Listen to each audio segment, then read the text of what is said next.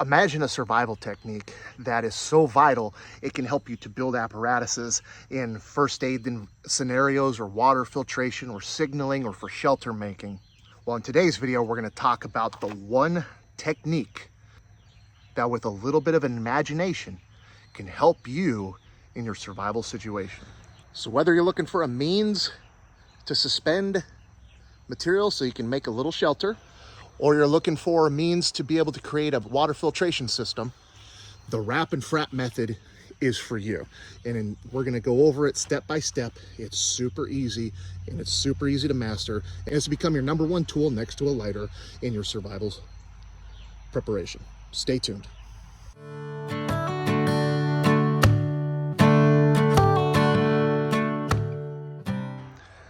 So the cool thing about this method is that there's no like set rules on how you're supposed to do it.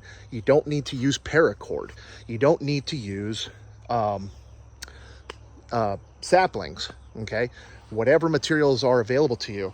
If some root systems are very, malleable and very nimble and whatever and can be used. Trash can be used. Just anything that can be used as some sort of lashing can be used.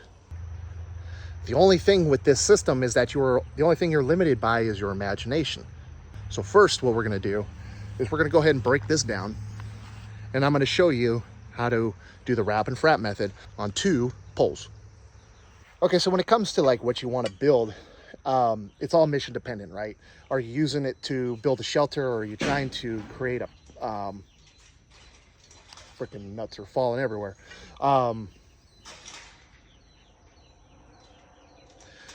Are you trying to create an apparatus to move injured personnel, or are you trying to create a packing system so then you can carry stuff on your back or drag? Are you trying to create something for shelter, what have you, right? So it's all mission dependent.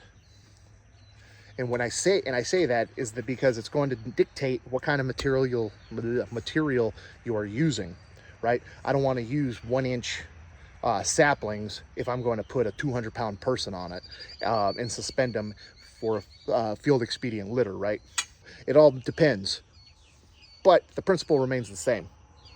So for the bipod, I have my 2 saplings, 2 posts, walking stick and another stick, ski poles, whatever, right? I'm gonna go ahead and take my lashing or my paracord, and I'm gonna secure to one of the posts, okay? Now I'm going to secure with a clove hitch. It doesn't have to be a clove hitch, just as long as it's secured. And with everything, we put a safety knot so then it doesn't come undone.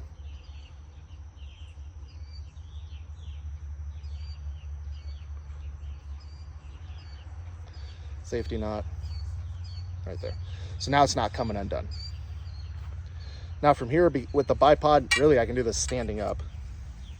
Okay. Couple principles for this is we want it to be tight. The tighter the better, for obvious reasons. You're going to have better stability, better strength, and that sort of stuff. We don't want our ropes or our lashings to cross, because that'll create a weak point, right? We want to have good rope discipline and good rope management. Okay, let's bring this up close right here. Now say it with me: wrap, wrap, wrap. Frap, frap, frap. Okay, that's what they taught us in the Army. If you hear something different, cool, but that's how I remember it. So wrap, I'm gonna wrap 3 times. Wrap, pull a little bit on it. Wrap, make sure it stays all dressed. And wrap. Okay. Now you might see some other videos where they do more than this. Again, the Army just says wrap, wrap, wrap, frap, frap, frap, okay? So not counting your starting wrap. There we go. I have my starter, and I have wrap, wrap, wrap, okay? Now, go ahead and turn it around for you. I don't want my lines to cross, remember, so from here, I'm just gonna go ahead and find a spot where I can feed this in between, like so.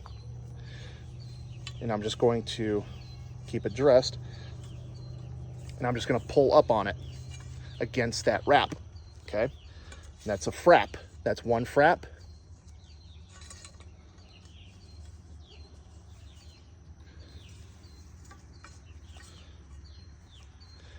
2 frap, again ensuring that nothing is crossing. And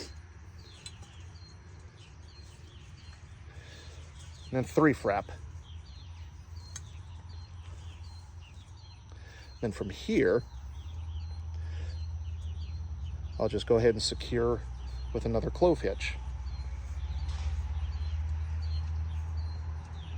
And separate the legs as you need to in order to get the string through, or lashing or paracord through.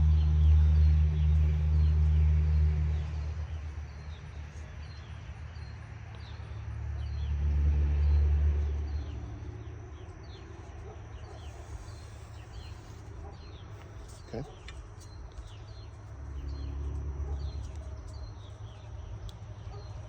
Get it dressed up.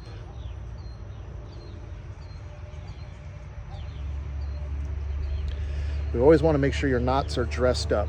That way they maintain their strength and their integrity.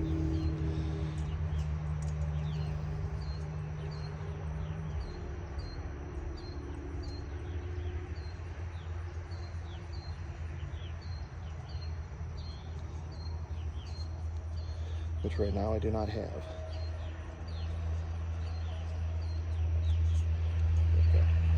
Okay. So once I have that and it's secured, I take the rest, leave myself a little bit of a tail, and just go ahead and wrap it up. Again, we want to have good rope discipline, good rope management. That way we don't create a tripping hazard. Right? Doesn't have to be pretty fancy. We can go ahead and be somewhat professional with this, okay? Now all I do is just simply pull it apart, and I have pretty good tension on it, okay?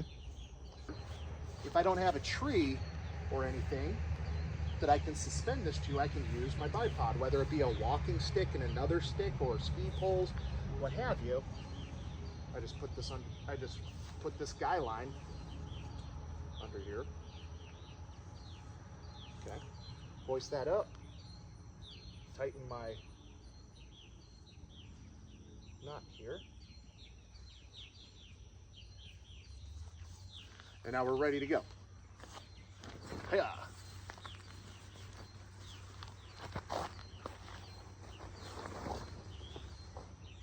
Now for a tripod, it's a little bit more involved just because there's an extra piece, right? So what I'm gonna do with these, first of all, you wanna get them roughly the same size. Of course, these aren't all the same size, but that's okay.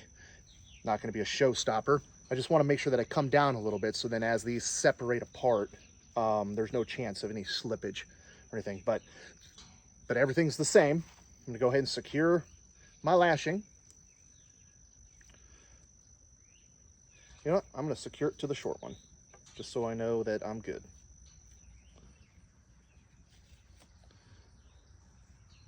I already got my safety knot in here because it's the same. I already got a safety knot here.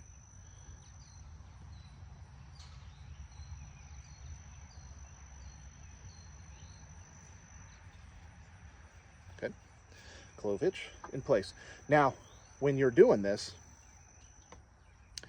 you want to make sure that you keep these three as close together as possible, okay?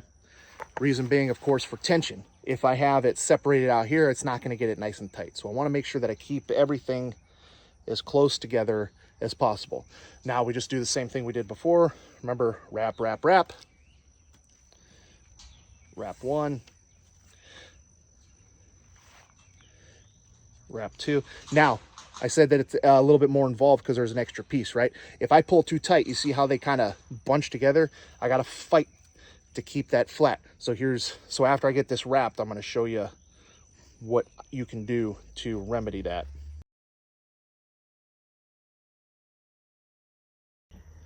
Okay, so we got all this bunching up right here. So all I'm going to do with that,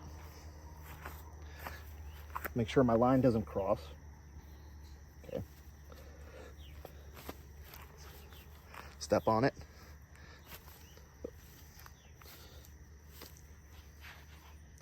There we go.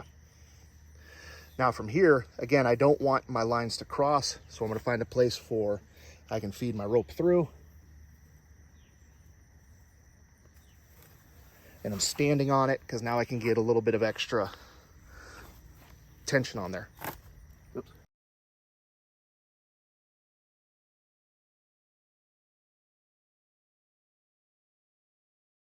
Three frap. Now again, I don't want my line to cross, so I'm going to go across here and do the same thing over again.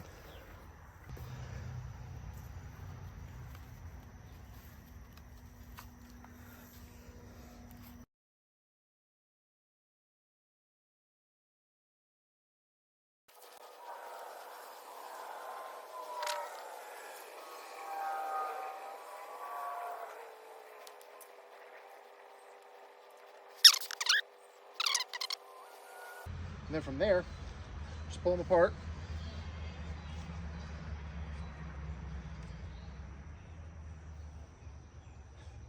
Sometimes easier said than done, right?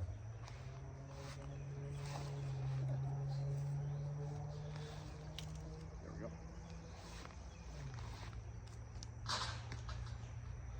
Go and pull them apart.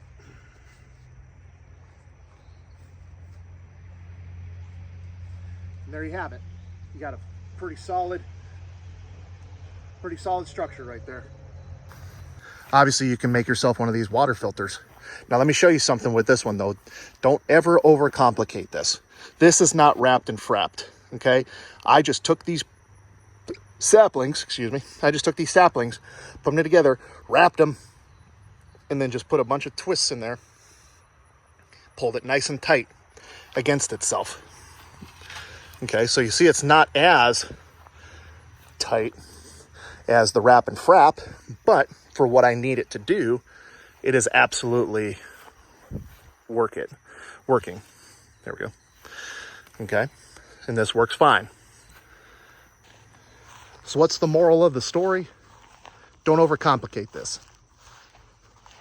You're only limited by your imagination, and when it comes to survival, you have to be imaginative. Not even in survival, in every, most everyday things, you have to have that kind of imagination to see beyond the problem and how you're going to get through it. This is just a very simple technique that can help you create better in a wilderness survival setting. Remember, the more you learn, the less you have to carry. So until next video, prepare, train, survive. We'll see you later.